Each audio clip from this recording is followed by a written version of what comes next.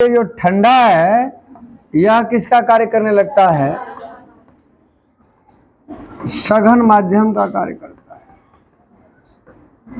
सघन माध्यम का कार्य करता है। ध्यान देंगे आप थोड़ा सा, बिल्कुल आसान तरीके से आपको समझा दे रहे हैं।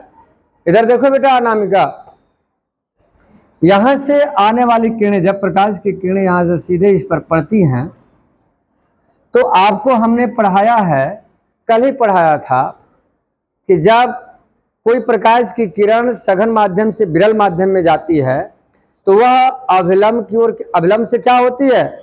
दूर हटती है। वह अभिलंब से दूर हटती है। तो यहां देखिए, यहां हमने अभिलंब मान लिया, ये अभिलंब है, देख रहे, ये मेरा अभिलंब है। जब यह प्रकाश की किरण जब यहां से आएगी तो ये अभिलंब से थोड़ा सा क्या हो जाएगी? ऐसे दूर हट जाएगी। पुनः इसके बाद यहां भी आपका अभिलंब होगा। फिर अब यहां क्या होगा? ये सघन माध्यम होगा। यहां क्या इसके लिए होगा? विरल माध्यम होगा। फिर यहां से आएगी तो फिर यहां से हल्का सा दूर हटेगी, आपको ऐसे आएगी। पुनः इसके बाद आपका यह पुनः जो है यहां नॉर्मल आपने डाल दिया।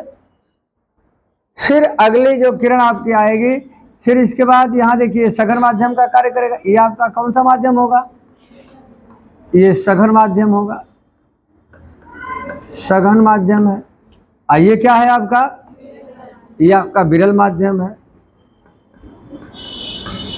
ये विरल माध्यम होता है,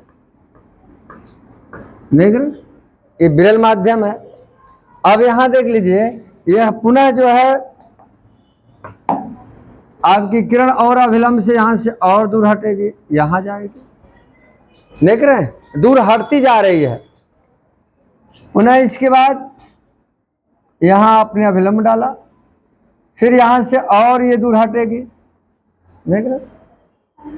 पुनः इसके बाद यहां भी आप अभिलंब डाल दिए, यहां से और ये दूर हटते हुए क्या हो जाएगी? पुनः मुड़ जाती है, देख रहे, ये पुनः यहां से क्या हो गई? मुड़ जाती है। यहीं से तुरंत आपकी इस तल से क्या हो जाती है? क्योंकि यहां आते समय इसका आपतन कोण क्रांति कोण से क्या हो जाता है? बड़ा हो जाता है। और जब क्रांति कोण से जो ही बड़ा होगा तो प्रकाश की किरणों के बीच क्या होता है? पूर्ण आंतरिक पूर्ण परावर्तन होता है। क्या होता है? पूर्ण आंतरिक परावर्तन होता है, यानी वह उसी माध्यम में क्या हो जाती है? लौट जाती है। अब यहां देखिए, यही आपके क्या ये खड़े हैं? कोई व्यक्ति खड़ा है, मान लीजिए, ये देख रहे हैं, ये व्यक्ति खड़ा है, ये देखिए, ये व्यक्ति खड़े हैं, आपके समझ रहे हैं, ये खड़े हैं। ये यहां से क्या कर रहे हैं? आपको ये देख रहे हैं, ये खड़े हैं।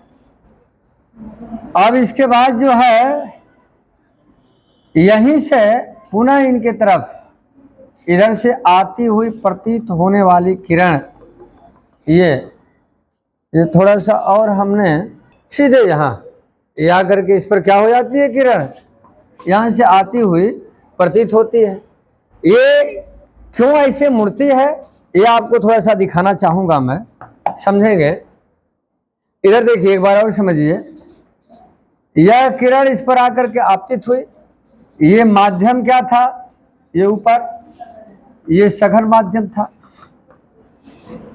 इसके लिए यहां ये क्या हो गया? विरल हो गया। पुनः इसके लिए यह क्या हो गया? सघन हो गया। फिर ये नीचे क्या हो गया? विरल हो गया। समझ रहे हैं ना? यानी हर स्टेप नीचे आने के लिए क्या हो गया? यानी सघन फिर विरल। तो सघन से जब विरल में जाएगी तो अभिलंब से दूर हटेगी। और यहां देखिए, यहां आते आते जो सघन माध्यम का क्रांति कोण सी होता है वह क्या हो गया? क्रांति कोण से थोड़ा सा बड़ा हुआ। जो ही बड़ा हुआ तुरंत यह किरण इधर से कहां हो गई? इसी माध्यम में यहां परावर्तित हो गई, यानी इसका पूर्ण आंतरिक परावर्तन हो गया। जो ये पूर्ण आंतरिक परावर्तन हुआ, अब देखिए, तो यहां ये कौन सा माध्यम है? विरल माध्यम है। फिर इसके लिए ये कौन सा माध्यम है? सघन माध्यम है। तो विरल माध्यम से सघन माध्यम में जाएगी तो अभिलंब की ओर क्या हो जाएगी? झुक जाएगी। फिर अगले सतह पर जाती है तो पुनः यहाँ ये विरल माध्यम होगा और ये क्या होगा? सघन माध्यम होगा, तो और झुकती जाएगी। फिर अगले स्टेप में जाएगी इधर तो क्या होती जाएगी? और अभिलंब की ओर झुकती जाएगी। यानी ये बिल्कुल इस तरह से जाएगी और इधर से खड़े व्यक्ति को अपनी आंख से देखने पर ये बिल्कुल उसके नेत्र से ऐसी आती हुई यहाँ प्रतीत होती है यहाँ, जिससे इस पेड़ का यह प्रतिबिंब जो है यहाँ तुरंत इसका इमेज बन जाता है। इस वस्तु का बिल्कुल इमेज बनता है। कैसा? आभासी बनता है, जिसको काल्पनिक कहते हैं, और उल्टा बनता है और वस्तु के बराबर बनता है। इसी घटना को हम क्या कहते हैं? इस घटना को ही हम रेगिस्तान का मरीचिका कहते हैं। यानी इस घटना को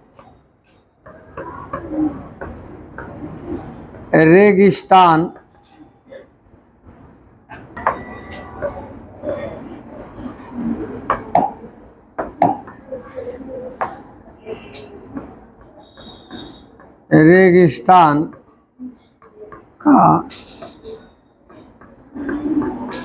मरीचिका कहते हैं।